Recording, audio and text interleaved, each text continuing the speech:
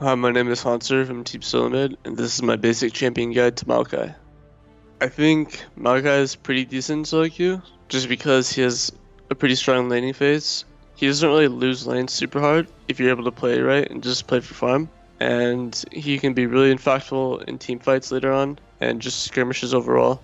He's really good with jungle ganks too, so if you are coordinated with your jungler, you can kill the lane really easily. He plays mainly like a tank role in solo queue, so you're not going to be able to carry as hard, especially if your team is behind, then he's not very strong. But overall, he's just a good pick. So for landing against Maokai, you basically just want to level up as soon as possible. And so early laning phase, you want to push up the lane as much as possible, try to hit 2, then try to hit 3. The more levels you have, the stronger you are, because your base damage is super high. And once you get Q max to like level 3, when you're level 5, then you'd be pretty strong. You can outtrade most opponents. After that, on your first base, you get like either Bummy Cinder or like a Spectre Scowl. That's when you become unkillable, really, because by then you're already really tanky, and it's really hard for you to die. Your goal in laning phase is pretty much to play even, get as much farm as possible. If you can, call your jungler to gank, or you can look for roams or TPs on other lanes. Maokai's TP is probably one of the best TPs in the game, so if you can get it off, it'll have a really high success rate of working out and just getting a kill. For team fights as Maokai, I think it's best if you just dive into the backline and make sure your team can follow up. You don't want to dive without your team following up, so once they do, you can like flash W onto a carry and just instant kill them. That's where he's mainly strongest, and if you can keep the fight going for a long time, it's also what makes him super good, is because he gets a lot of passive procs and just gives him all up sustain. He has a lot of reduced damage in team fights, and this is basically just where Maokai is at his like maximum potential as a champion. Just be able to reduce damage for his teammates, sustain a lot, CC a lot, stuff like that. I think the most underrated part about Maokai's kit is the fact that he can go invulnerable when he's casting his W. So, say someone's throwing a skill shot at you and you're about to die.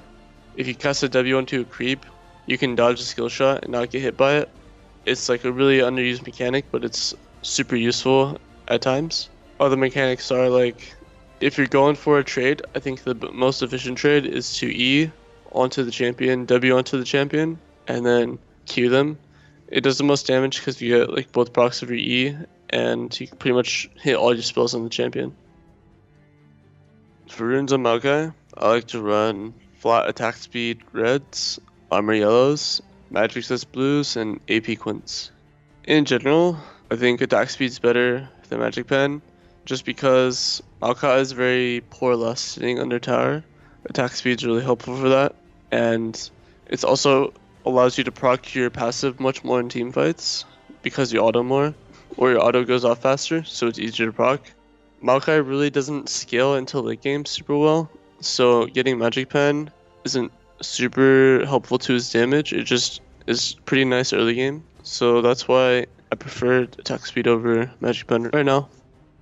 On Maokai, I like to run 12-0-18 on masteries. In the Frosty tree, I get sorcery just because you don't really use autos for your damage, and a lot of your abilities have really good base damage. So getting more increased ability damage is also really helpful. I choose Feast over Double-Edged Sword because Feast is just super good for laning phase. Maokai has a pretty weak laning phase against like carry champions, but against tanks, he doesn't really need Double-Edged Sword. His role is not about doing damage, it's more about being really tanky and sticking onto carries. I get natural talent over vampirism. He doesn't really have super good spells to like use spell vamp or lifesteal, so getting extra damage is way more helpful in my opinion. And I get oppressor instead of bounty hunter because you have a lot of CC in your kit and it helps you do more damage. In the resolve tree, I get recovery, tough skin, runic armor is way better than veteran scars. The shields, healing, regeneration, everything is really good on Maokai. It procs on his passive and Undying Grasp, so it's super helpful. Insight's a lot better than Perseverance. Being able to flash sooner onto carries and TP for flanks is way more important in my opinion than having more sustain. Swiftness, I take it over Legendary Guardian just because Maokai, he does have gap close, but having more tenacity in team fights is always better. And I choose Undying Grasp because it has some synergy with your passive to where you can proc both at the same time, so it gives you like extra sustain, and that's why I like it. For Skiller on Maokai, I think it's really situational, but most of the time you want to get E level 1, then if you know your jungler can gank your lane, you can get W, but most of the time you get Q just for farming, and then you can get Q again or W at 3. If you get Q, it's mainly because you want to push the wave ASAP and just farm as much early game, try not to trade as much.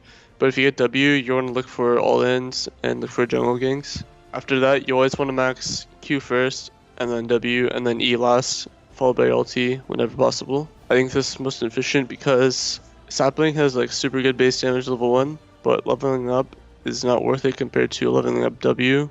W gets like reduced cooldown, increased snare time. That's why it just does more, and it does more damage because it's just one single ability. So it's way more important to get W max over E, and Q max first is always better than either because it just does the most damage, has low cooldown, and doesn't cost that much mana. For starting items on Maokai, the best option is Doran's Ring or Corrupting Potion. Most of the time, I think Doran's Ring is just way better. You don't really need the sustain from Corrupting Potion because you already have a lot of innate sustain in your kit. Doran's Ring is really helpful because early AP early long is just strong on Maokai. And the mana regen is probably really underrated from Doran's Ring. It also actually gives a lot of mana regen, so you can spam your spells in lane if you have Doran's Ring. So for early laning phase, I think you can still build a Corrupting Potion, or you can get another Doran's Ring. It's really dependent on preference or how much you base with. After those starting items, it really depends on the matchup. If you're against an AD matchup, you want to rush Sunfire. And if you're against an AP matchup, you want to rush Spirit Visage. After that, you get the other item. So if you have Spirit Visage first, you get Sunfire second. Or if you had Sunfire first, you get Spirit Visage second.